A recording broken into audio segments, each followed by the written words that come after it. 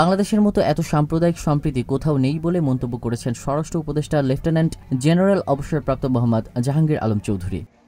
তিনি বলেন, এখানে সাম্প্রদায়িক সম্প্রীতি সবসময় আছে। এখানে যত সাম্প্রদায়িক সম্প্রীতি আছে তা অন্য কোথাও নেই।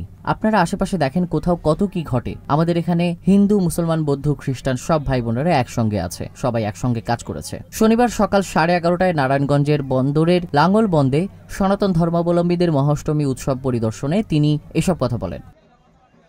স্বরাষ্ট্র উপদেষ্টা লেফটেন্যান্ট জেনারেল অবসরপ্রাপ্ত মোহাম্মদ জাহাঙ্গীর আলম চৌধুরী বলেন, গত বছরের তুলনায় এবছর প্রচুর পুণ্যার্থী এসেছেন। অনুষ্ঠান সুষ্ঠুভাবে সম্পন্ন করতে জেলা প্রশাসন, সেনাবাহিনী, পুলিশ, র্যাব, নৌ পুলিশ, ফায়ার সার্ভিস সবাই মিলে একসঙ্গে কাজ করছে। আমাদের এখানে হিন্দু, মুসলমান, বৌদ্ধ, খ্রিস্টান কোনো ভেদাভেদ নেই। আমরা এখানে সবাই বাংলাদেশি হিসেবে আমরা সবাই এখানে এসেছি। দেশের নিরাপত্তা বিষয়ে গুজব ছড়ানোর সাংবাদিকদের প্রশ্নের জবাবে স্বরাষ্ট্র উপদেষ্টা বলেন, কোন টিউবে কোথায় কি বলল, অনেক আছেন মিথ্যা সংবাদ দিলে লোকজন বেশি দেখবে, সেই পয়সাটা বেশি পাবে।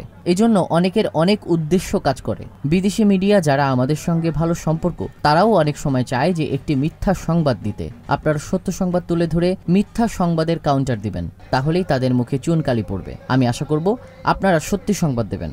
আমাদের যদি কোনো ভুল থাকে আপনারা বলেন, কিন্তু কোনো মিথ্যা সংবাদ দিবেন না। এজন্য আপনাদেরকে আমরা অসংখ্য ধন্যবাদ জানাচ্ছি।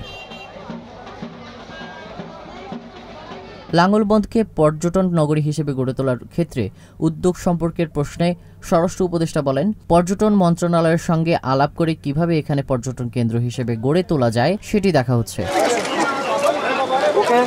তিনি বলেন, এটা পর্যটন কেন্দ্র থেকে বেশি হচ্ছে পুণ্যভূমি। পর্যটন কেন্দ্র হলে ধর্মীয় ভাব গাম্ভীর্য যাতে নষ্ট না হয় সে বিষয়ে আমাদেরকে খেয়াল রাখতে হবে। এই সময় আরও উপস্থিত ছিলেন ঢাকা বিভাগীয় কমিশনার শরফ উদ্দিন আহমদ চৌধুরী, ঢাকা রেঞ্জের পুলিশের ডিআইজি আওলাদ হোসেন, জেলা প্রশাসক মোহাম্মদ জাহিদুল ইসলাম মিয়া, পুলিশ সুপার প্রত্যুষ কুমার মজুমদার, অতিরিক্ত জেলা প্রশাসক আলমগীর হোসেন, বন্দর উপজেলা নির্বাহী মোস্তাফিজুর রহমান, নারায়ণগঞ্জ মহানগর বিএনপির আহ্বায়ক সাখাওয়াত হোসেন খান।